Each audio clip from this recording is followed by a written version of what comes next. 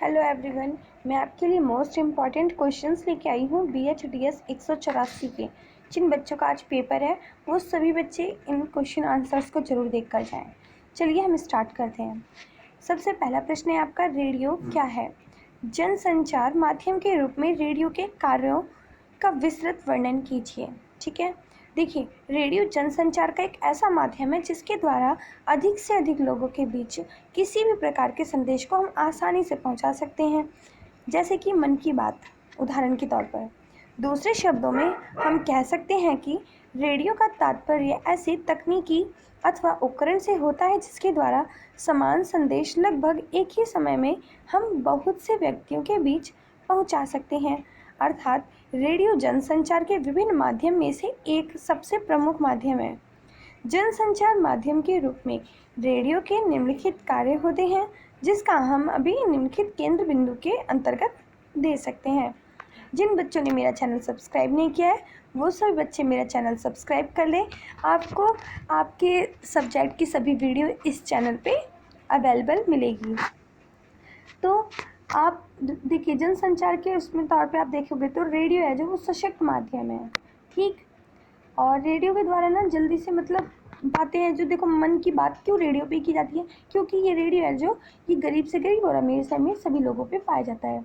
अमीरों के पास शौक के रूप में और गरीबों के पास गरीबी के कारण पाया जाता है रेडियो, ठीक। तो इतना तो आप लोग समझ गए होंगे कि रेडियो जनसंचार है जो कैसे वो उसका काम है जो वो विस्तृत रूप से कैसे है, ठीक। इतना तो आई होप दैट आपको समझ आ गया होगा। और फिर हम इसकी एक एक बिंदु पे पढ़ते हैं।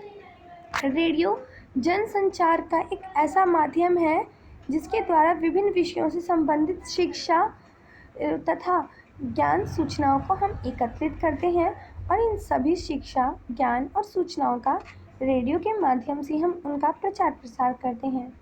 जनसंचार माध्यम के रूप में सेकंड पॉइंट आपका, कि जनसंचार माध्यम के रूप में रेडियो का सबसे प्रमुख कार्य होता है कि समाज में जितने भी लोग हैं उन सभी लोगों को उनके जिम्मेदारी के बारे में बोध कराना है, जिससे सभी व्यक्ति और मनुष्य अपनी जिम्मेदारियों को और अपने दायित्व को अच्छी तरह से निर्वहन कर सकें।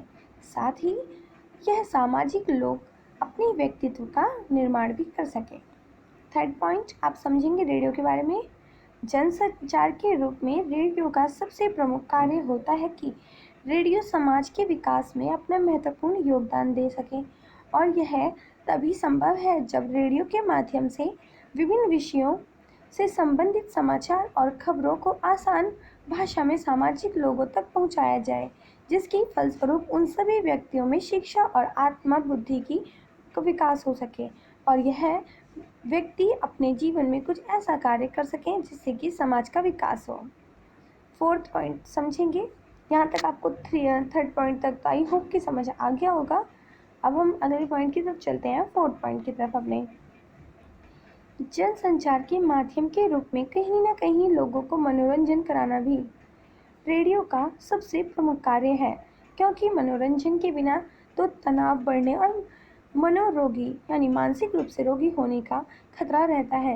रेडियो का सबसे प्रमुख विशेषता यह भी है कि वह न केवल विश्राम के समय अपने श्रोताओं को मनोरंजन कराता है, बल्कि श्रोता अपना काम करते हुए भी रेडियो सुनते हुए अपना मनोरंजन कर सकते हैं। फिफ्थ पॉइंट, जनसंचार के माध्यम के रूप में रेडियो का यह भी एक सबसे महत्वपूर्ण कार्य है कि समाज की लोक संस्कृति और विरासत का संरक्षण करे और समाज में व्याप्त विभिन्न प्रकार की लोक संस्कृतियों का उनकी अगली पीढ़ी को हस्तांतरण कर सके।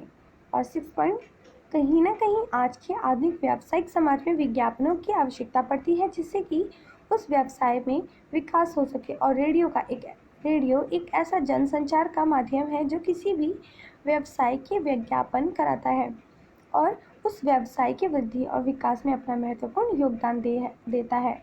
सेवन पॉइंट, जनसंचार के माध्यम के रूप में रेडियो कहीं ना कहीं सामाजिक एकता बनाए रखने का कार्य करता है, साथ ही साथ समाज में लोगों के बीच में परस्पर संबंधों की स्थापना करता है।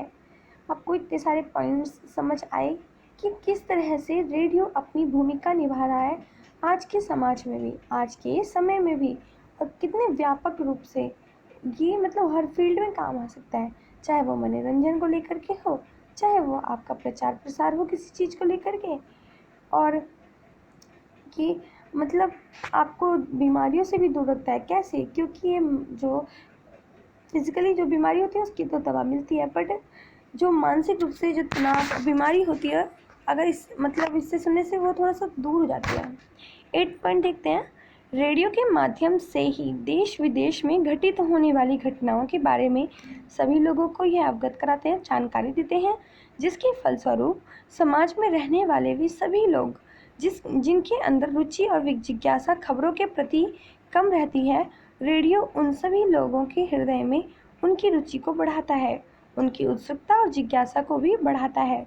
कहीं ना कहीं रेडियो लोगों को मनोरंजन तो कराता ही है, साथ ही आज के दौड़ भाग के युग में बहुत से ऐसे लोग जो हैं जो अपने व्यक्तित्व कार्यों या सामाजिक कार्यों से उन्हें तनाव में रहना पड़ता है। ऐसी विषम परिस्थिति में रेडियो उन लोगों को मनोरंजन करा करके ऐसे लोगों को क्या कर देता है, तनाव मुक्त कर देता है, टेंशन होती है उससे मुक्त कर देता है। कहीं 9वां पॉइंट, कहीं ना कहीं रेडियो लोगों को मनोरंजन तो कराता ही है।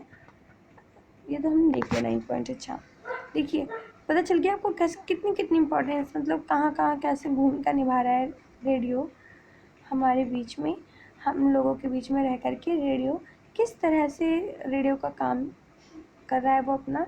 10वां पॉइंट, रेडियो कहीं ना कहीं लोगों के हृदय में राष्ट्र के प्रति प्रेम की भावनाओं को विकास करने में अपनी अहम भूमिका निभाता है।